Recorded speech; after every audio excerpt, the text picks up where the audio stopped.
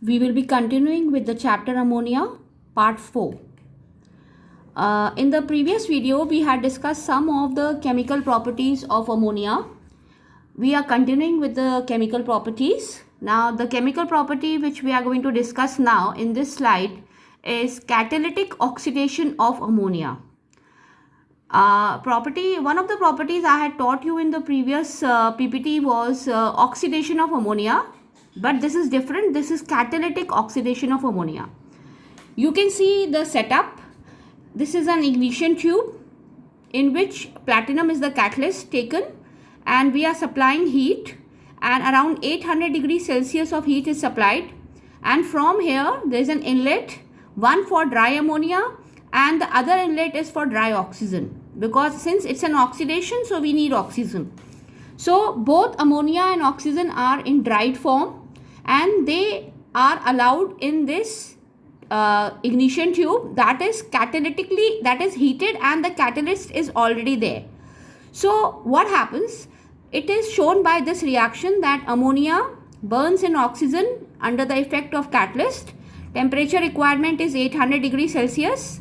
Now when this happens, it will be leading to the formation of a colorless gas, nitric oxide, and it's a highly exothermic reaction. So the catalyst that is present in this ignition tube, it emits a reddish glow because it's a highly exothermic reaction. And the catalyst platinum, it's written here, the platinum catalyst continues to glow even after the heating is discontinued. This happens because it's a highly exothermic reaction. So one give reason that can be asked from this slide, that why the catalyst continues to glow even after heating is discontinued. The answer will be that since the oxidation of ammonia, that is catalytic oxidation of ammonia, is an exothermic reaction, because of that lot of heat is evolved. Therefore, the catalyst platinum continues to glow even after heating is discontinued. Now this experimental setup is there, and it is important from the observation question also. Now the observation will be, you can see observation. One observation was that platinum continues to glow, and the major observation is reddish brown vapors. Now the nitric oxide, as you can see in the first equation, the nitric oxide that we have got, this NO, nitric oxide, as a product is a colorless gas.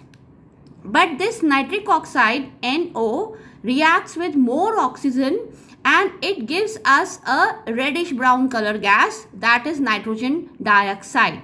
So in this flask you will see reddish brown color gas. So the question comes, write your observation for the catalytic oxidation of ammonia. So your observation will be reddish brown vapors of nitrogen dioxide are seen in the flask, and this is the equation. The another observation can be platinum keeps on glowing, but if they ask you one observation, it's always better to write reddish brown vapors.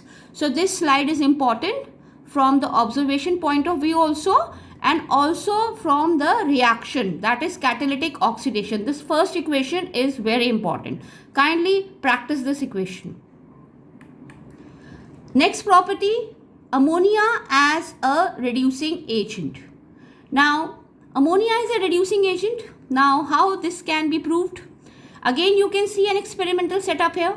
Let's discuss something about the experimental setup.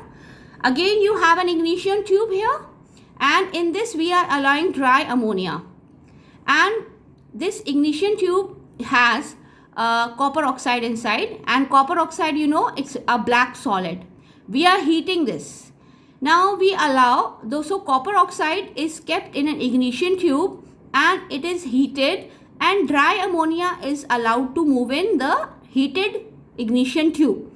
Now the reaction would be, ammonia being a reducing agent will react with CuO, and CuO will become Cu, and ammonia would be changing into nitrogen gas and evolution of water vapors also. So what will be our observation? Observation, copper oxide, when we started the experiment, it was black in color because it's a black solid. But later on, the black solid changed to reddish brown solid. So this is your observation. Now this is only possible if ammonia is a reducing agent. So this is a proof that ammonia is a reducing agent. So what will be your observation? Observation will be the black copper oxide is reduced to reddish brown copper. Please write it in this way only. Do not try to write in your own language. Similarly, if you don't take copper oxide, you can opt for PbO also, lead monoxide. Now when you take this lead monoxide, it is yellow in color. We all know that lead monoxide is yellow in color. So when this ammonia gas reacts with PbO, then it gives Pb and evolution of nitrogen gas and these water vapors. So the yellow changes to grayish. So what will be the observation here?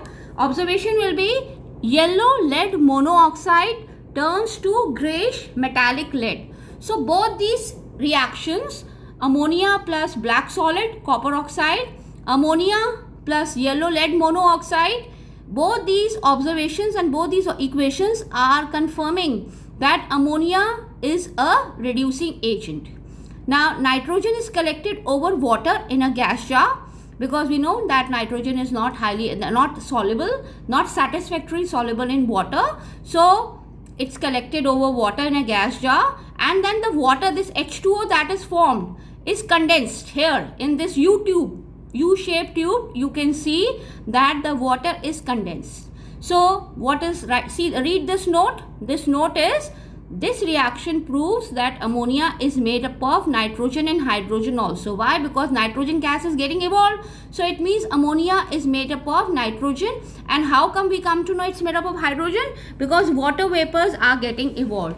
So the evolution of nitrogen gas and the water vapor proves that ammonia is made up of nitrogen and hydrogen. Therefore, it's a nitrogen hydride. It is also called as nitrogen hydride. I hope this PPT is clear, this slide is clear, because again this is very important from the equation point of view also, and also from the observation question also. Now we are still continuing that ammonia is a reducing agent. Now another reaction that we can prove that ammonia is a reducing agent. This you have to be a little careful, because there are two situations. Now first we will be making react ammonia with chlorine. So once we will take ammonia in more amount, and in the second equation we will take chlorine in more amount. Now see A part, second A, when ammonia is in excess. When you take ammonia in excess, there is no need to learn these two equations. You can directly learn the final equation. 8NH3 plus 3Cl2 gives nitrogen plus 6NH4Cl. No need to show these equations. You can only write this final equation. Now you can yourself see that ammonia is balanced by number 8 and chlorine is balanced by number 3. So it's automatically clear that ammonia is in excess. So here also ammonia is changing into, you can see N2, and Cl2 is changing into NH4Cl. So ammonia is getting oxidized, whereas Cl2 is converting into NH4Cl. So here again it is proving that ammonia is a reducing agent. Now this is the situation, this is the equation you write when ammonia is in excess. So what will be your observation? Your observation will be the greenish yellowish or greenish yellow color of chlorine. So the greenish yellow color of chlorine disappears and white fumes of ammonium chloride are formed. So Cl2, we all know it's greenish yellow color. It changes into ammonium chloride. And what is the observation for ammonium chloride? Dense white fumes. So this question again can be asked in words, that write an equation when ammonia excess reacts with chlorine. So you have to write 8NH3 plus 3Cl2 gives N2 plus 6NH4Cl.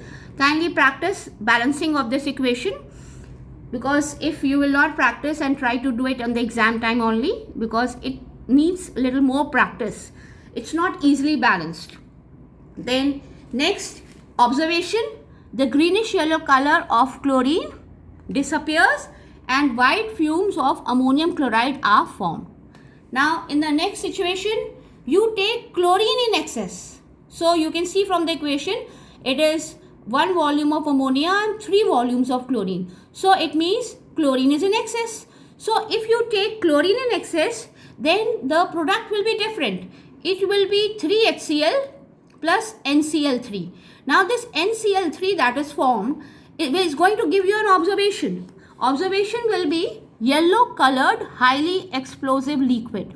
So if the question comes that write your observation when ammonia reacts with chlorine in excess, you would be writing yellow colored highly explosive liquid nitrogen trichloride is formed.